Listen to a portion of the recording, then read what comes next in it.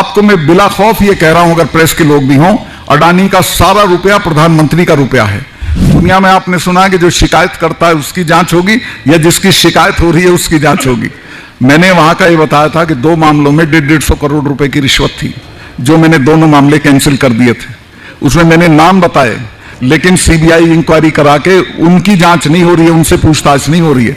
मेरे से 2 बार पूछताछ हो चुकी है। मैं ये भी नहीं मानता हूं कि ये भ्रष्टाचार के खिलाफ है। गोवा में बहुत करप्शन था, मैंने शिकायत की कि साहब ये चीफ मिनिस्टर की बीवी अलग पैसे मांगती है, चीफ मिनिस्टर अलग मांगता है, लोग तंग है, त्राही मची हुई है।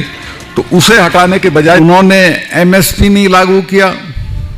जब ये किसान आंदोलन चल रहा था तो 700 लोग आपके मरे वहां। कुतिया भी मरती है तो प्रधानमंत्री के यहां से उसके लिए शोक संदेश जाता है, लेकिन 700 लोग मरे, किसी ने कुछ नहीं बोला। मैं बहुत दुखी था। 10 दिन मैंने सोचा कि मैं गवर्नर हूं, मुझे बोलना चाहिए कि नहीं बोलना चाहिए।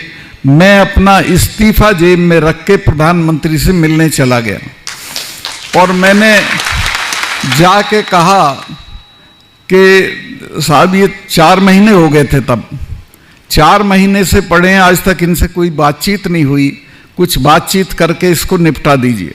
उन्होंने लापरवाही से कहा नहीं सतपाल भाई सब चले जाएंगे। तो मुझे बहुत गुस्सा आया और मुझे लगा कि ये तो कुछ गांठ ही नहीं रहे। तो मैंने कहा साहब ऐसा है, आप इनको जानते नहीं, ये जो सिख भाई हैं इनके तो गुरु महाराज ने अपने 4 साहबजादे शहीद करा दिए थे, समझौता नहीं किया था। और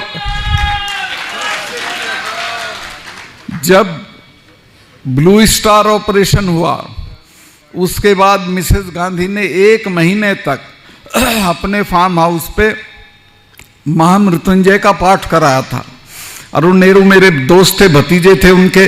उन्हें कहा बुआ आप तो ये सब नहीं मानती थी कि नहीं, तुम्हें पता नहीं है, स्वर्ण मंदिर को जिसने भी छुआ है वो आज जिंदा नहीं है, ये मुझे मारेंगे और इसलिए मैं ये करा रही हूं। तो मैंने प्रधानमंत्री जी से कहा कि जिससे लड़ो, और हमारे वाले ये तो कब्र उखाड़ के दाह संस्कार कर देते हैं। छठे महीने लाल किले पे चढ़े रहते हैं और अब के तो दोनों इकट्ठा हो गए।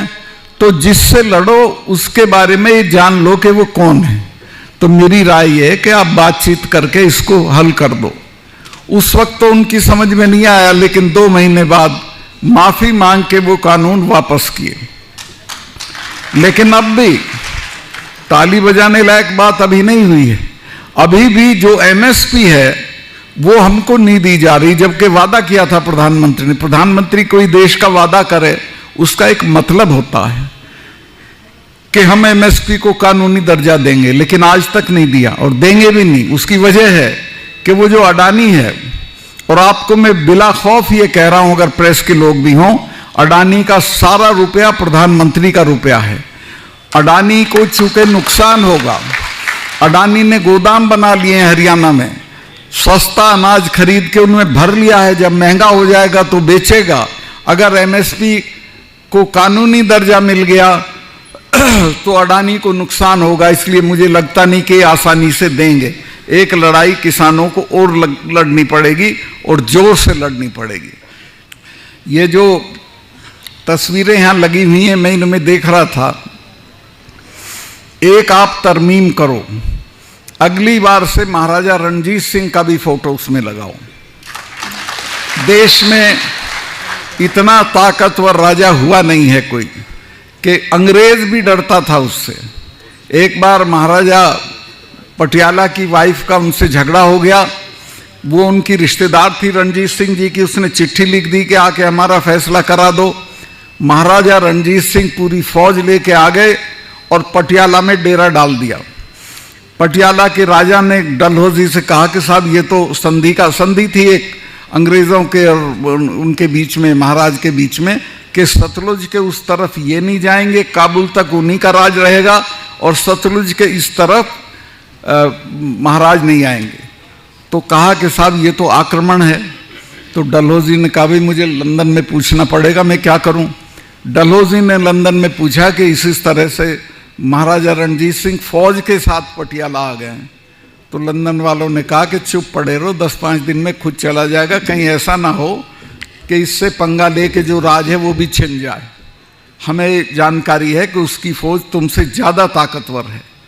उसका एक जनरल था हरि सिंह नलवा, आज जो ये जिसको वजीरिस्तान बोलते हैं पाकिस्तान और अफगानिस्तान के बीच में, इस पे कभी किसी का राज नहीं रहा। जिसके कब्जे में आ जाता था पठान उसको भगा देते थे। 7 साल गवर्नरशिप करी हरि सिंह नलवा ने वहाँ, और इतनी ठुकाई करी पठानों की कि जो पठानी सूट है तभी चला था। उन हरि सिंह नलवा के सिपाहियों से बचने के लिए ये शलवार पहनने लगे थे। उनके सिपाही दिखते थे तो बुर्का डाल लेते थे। तो महाराजा रणजीत सिंह का चैप्टर हमारे इतिहास का बहुत शानदार चैप्टर है। बहुत ताकतवर आदमी था और उसने अपने जीवन में किसी को मृत्यु दंड नहीं दिया। सरदारों की तादाद पाकि पंजाब में उस वक्त सिर्फ 7% थी। सबको बराबर मानता था और अपने धर्म का इतना आदर करता था कि फौज लेके जब चलता था तो पहले हाथी पे गुरु ग्रंथ साहब रख के चलता था। एक बार एक मुसलमान लड़की थी, उसको अपने घर ले आए तो अकाल तख्त ने उनको नोटिस भेजा और अकाल तख्त के लोग डरे हुए थे कि पता नहीं आएगा कि नहीं आएगा। हाथ जोड़ के अकाल तख्त के सामने हाजिर हुआ और कहा कि मेरी गलती है पर हो गई, अब तो माफ कर दो। तो अकाल तख्त ने उसको यही सजा देके कि तू आ गया, यही काफी है, छोड़ो, खत्म करते हैं। तो इस तरह का आदमी था। तो इसको भी अपने इतिहास में जोड़ो।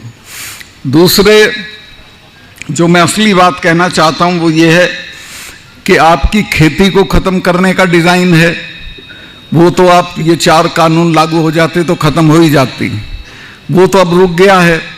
फिर फौज में आप चले जाते थे तो ये अग्निवीर ले आए जिसमें सिर्फ 4 साल की नौकरी होगी, ना कोई पेंशन होगी, ना कुछ होगा, और बच्चा क्यों मरेगा 4 साल के लिए गोली खा के। इसके अलावा कर्मचारियों की जो पेंशन योजना थी वो खत्म कर दी है, उसको भी लागू कराना पड़ेगा। हम लोग ताकत में आए तो हम पुरानी पेंशन योजना लागू कर देंगे। ये जो पुलवामा का हमला था, कई लोग कहते हैं भाई गवर्नर साहब ने उस वक्त क्यों नहीं कहा, वो ठीक से पढ़ते नहीं अखबार। मैंने उसी दिन, मतलब हमला जिस दिन हुआ उसी दिन 1 घंटे के बाद 2 चैनल को ये इंटरव्यू दे दिया था कि इसमें हमारी सरकार की यानी बेसिकली होम मिनिस्ट्री की गलती रही। इनसे इन्होंने जहाज मांगे थे और इतना लंबा कारवां सड़क से नहीं ले जाया जाता है क्योंकि हमले की आशंका रहती है। तो जहाज 4 महीने तक एप्लीकेशन पड़ी रही होम मिनिस्ट्री में और उनकी बात नहीं मानी गई, तब वो सड़क से चले। और कई चीजें रही उसमें। मैं गया था जब वो हमला हुआ जहां पे, उसमें 10 किलोमीटर के एरिया में 10 लिंक रोड जुड़ती थी। एक भी लिंक रोड के ऊपर, एक के ऊपर भी कोई मैनिंग नहीं थी, कोई जिप्सी नहीं थी, कोई रोक टोक वाला नहीं था। कोई आके घुस जाए और वो एक लड़का वो लेके मारुति वैन और घुस गया और 40 जवान हमारे शहीद हो गए। मैं जब ये प्रधानमंत्री जी अपनी शूटिंग करा रहे थे एक विदेशी चैनल को, हमारा एक यूपी में बहुत, अब तो वो उसमें चला गया उत्तराखंड में, नेशनल कॉर्बेट पार्क है, उसमें करा रहे थे। तो उससे बाहर निकल के उन्होंने मुझे किसी होटल या ढाबे से फ़ोन किया कि सतपाल भाई क्या हुआ। मैं कहा साहब ऐसे ऐसे हुआ और हमारे 40 लोग मारे गए और मरे वो हमारी गलती से हैं। तो उन्होंने मुझे कहा कि नहीं चुप रहना, इस पर कुछ नहीं बोलना तुमको। मैंने समझा शायद ये जांच करेंगे इसकी, उसकी कोई जांच नहीं हुई। तीसरे दिन उसको चुनाव का मुद्दा बना दिया और उन बच्चों की लाश पे चुनाव ये जीत के आए। मैं आपसे कहूँगा अगर आप में जरा भी उन बच्चों के लिए हमदर्दी है तो इस बार के चुनाव में इस बात की इनको सजा दी जानी चाहिए कि या तो ये जांच कराएं और नहीं तो उनकी लाश के साथ ये भस्म हो जाए, इनको खत्म कर दें हम लोग।